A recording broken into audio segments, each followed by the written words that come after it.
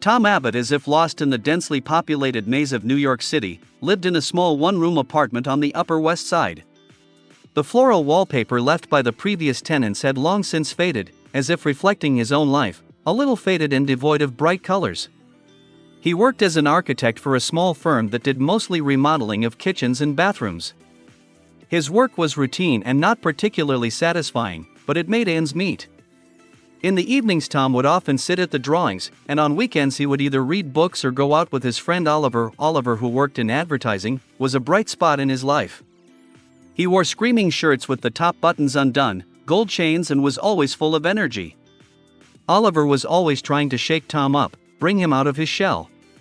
He threw parties, introduced him to girls, but Tom always stayed a little apart, feeling awkward and uncomfortable in this noisy and hectic life. Oliver thought he was boring and predictable, but despite that, they remained friends. One night when Oliver was once again trying to convince Tom to go to a nightclub with him, the phone rang. On the other end of the line was a woman who introduced herself as Allison Queen. Her voice was soft and a little sad.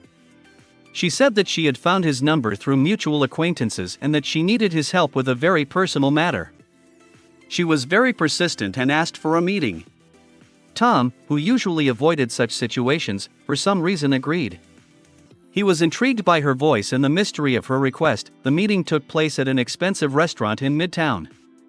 Tom, dressed in his best but still modest suit, felt out of place surrounded by elegant customers. Allison explained to Tom that she needed his help with the death of their mutual school acquaintance, Justin Carmichael. Tom had trouble remembering Justin. He was a couple grades older and didn't stand out much. Allison told him that she hadn't been close to Justin, but had always had a secret fondness for him. She had loved him from afar, admiring his mystique and independence.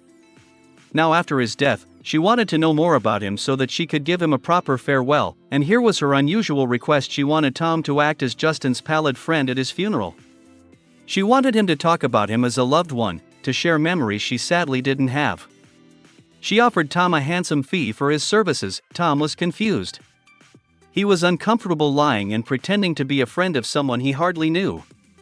He didn't understand why Allison had approached him in the first place. But on the other hand, he needed the money badly, and Allison was so convincing that he found it hard to refuse. After much hesitation, he agreed, figuring it would just be a little lie that wouldn't hurt anyone. As Tom began his investigation, the first thing he did was go to Justin's parents' house in the suburbs. The house was large, but it looked a little neglected. The garden was unkept and the paint on the walls was peeling. Mrs. Carmichael, Justin's mother, opened the door. She was pale and haggard, with eyes red from crying. She mistook Tom for her son's close friend and invited him inside. There was an atmosphere of grief in the house. Pictures of Justin were everywhere, in the living room, in the hallway, in his former bedroom. Mrs. Carmichael told Tom about Justin's life, his childhood, his hobbies, his dreams. She showed him his childhood drawings, his school certificates, his old toys. Tom saw that Justin was a beloved and long-awaited child who was proud and much loved. After visiting his parents, Tom went to their old school. He tracked down several of Justin's former classmates and asked them about him. The stories were varied and often contradictory. Some spoke of Justin as a talented musician who played guitar in the school band. Others described him as a withdrawn and unsociable guy who always kept to himself. Still others remembered him as a jokester and joker who liked to prank teachers. Tom began to realize that Justin was a complex and multifaceted personality, which was difficult to understand and evaluate unequivocally. Soon Tom found Justin's old diary hidden in a box of things in his former bedroom. Reading the diary became the key to understanding his inner world. Tom learned about his dreams of becoming a famous musician, his fears of not living up to his parents' expectations, his complexes and insecurities. He realized that Justin was a deeply lonely man who struggled with his inner demons. Tom felt sympathy for him and wanted to learn as much about him as possible to honor his memory in a worthy way. Alongside his investigation into Justin's life, Tom became increasingly close to Allison. They spent a lot of time together discussing Justin, sharing their thoughts and feelings. Tom noticed that his feelings for Allison were developing into something more than just a business interest. He was fascinated by her beauty, her intelligence, her mystery. He felt some special bond forming between them, but it wasn't that simple. Tom sensed that Allison was hiding something. She was somehow aloof and insincere. He suspected that she was driven by more than noble motives. Tom also met with Ms. Lewis, Justin's music teacher. She spoke of his musical talent and his sensitive soul. She also hinted that Justin had gone through a difficult time in school, that he was underestimated and misunderstood. She said that he was very vulnerable and that he had a hard time adapting to a cruel world. One night Tom decided to set a trap for Allison. He directly asked her why she was so interested in Justin if they weren't close. Allison, feeling cornered, finally admitted the truth. She admitted that she didn't really know Justin. She had only run into him once by chance at a party when they were in high school. To her, he seemed mysterious and inaccessible. She was fascinated by him, but never dared to approach him. After his death, she wanted to know more about him, to create an idealized image in her imagination, to fall in love with him in absentia. She admitted that her interest in Justin was more of a fantasy than a real feeling. Her father wanted her to close the page and offered to pay for the funeral. Tom was shocked. He realized that all this time he had been just a pawn in someone else's game. He had been used to help Allison fulfill her fantasies. Even so, he couldn't deny his feelings for her. After the confession, a touching conversation took place between Tom and Allison. They both admitted that they felt a mutual attraction.